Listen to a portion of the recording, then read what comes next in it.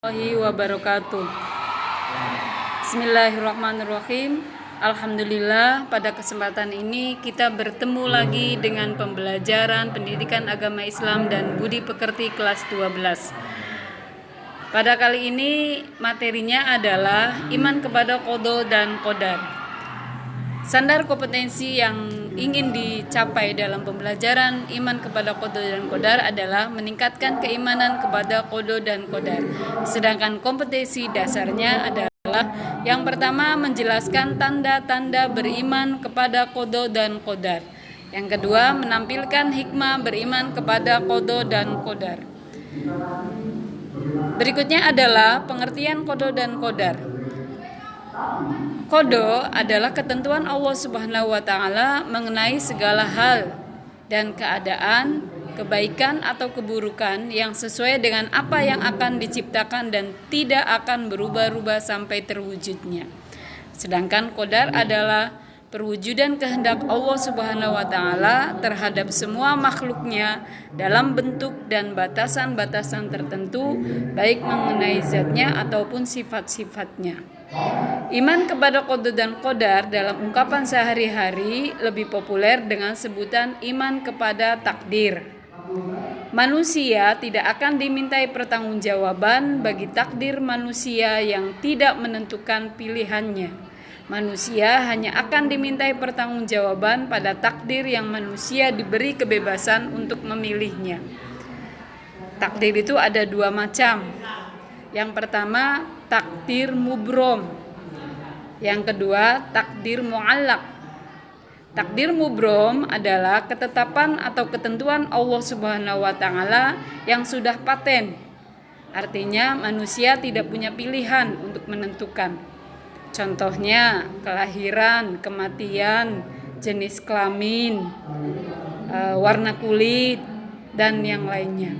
Sedangkan takdir mu'allaq adalah takdir atau ketetapan Allah Subhanahu wa taala dan manusia masih memiliki kesempatan untuk menentukan pilihan akan nasibnya, sebagaimana Allah berfirman, a'udzubillahi minasyaitonirrajim, bismillahirrahmanirrahim, innallaha la yughayyiru ma biqaumin hatta yughayyiru ma bi anfusihim.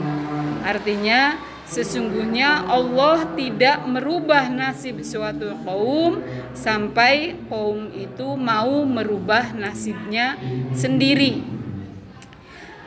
Selanjutnya dalam Quran surat Asy-Syams ayat 8-10 Allah berfirman, fa'alhamaha fujuraha wa taqwaha qad aflaha man zakkaha wa qad khaba man dassaha.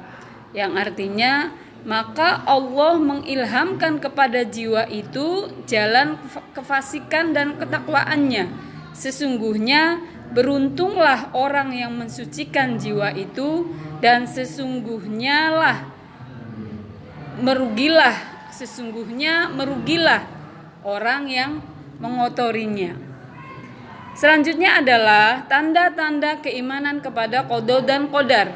Ada beberapa tanda-tanda bahwa orang atau seseorang itu memiliki keimanan qada dan qadar. Yang pertama, menyadari dan meyakini bahwa segala apa yang diperoleh dan dialami manusia, baik berupa nikmat maupun musibah, pada hakikatnya merupakan ketetapan dari Allah Subhanahu wa taala. Kedua, orang yang beriman kepada takdir menyadari bahwa ia tidak mengetahui apa yang akan menimpa dirinya, apakah bencana atau nikmat. Tiga, kewajiban manusia hanyalah ikhtiar dan tawakal agar memperoleh nikmat dan terhindar dari bencana. 4. Menghindari tumbuhnya sikap fatalisme. Sikap fatalisme adalah sikap atau ajaran yang mengharuskan berserah diri pada nasib dan tidak perlu berikhtiar. Inilah yang menyebabkan manusia menjadi malas. Selanjutnya yang terakhir adalah hikmah beriman kepada qada dan qadar. Ada beberapa hikmah yang bisa didapat dari beriman kepada qada dan qadar. Yang pertama adalah kita akan selalu merasa bersyukur terhadap yang Allah berikan kepada kita. Kemudian yang kedua adalah kita terlatih untuk selalu bersikap optimis, kemudian rajin bekerja, kemudian tawakal, tidak mudah putus asa, dan selalu memiliki harapan ke depan. Kemudian selanjutnya adalah kita senantiasa merasa giat untuk bekerja. Karena apa? Karena apa yang akan kita lakukan akan memberikan pengaruh terhadap apa yang kita hasilkan. Sebagaimana yang Allah janjikan bahwa Allah tidak akan merubah nasib suatu kaum sampai kaum itu mau merubahnya sendiri. Demikianlah materi tentang beriman kepada qada dan qadar. Semoga bermanfaat. Mohon maaf jika ada kekurangan, kesalahan. Terima kasih. Assalamualaikum warahmatullahi wabarakatuh.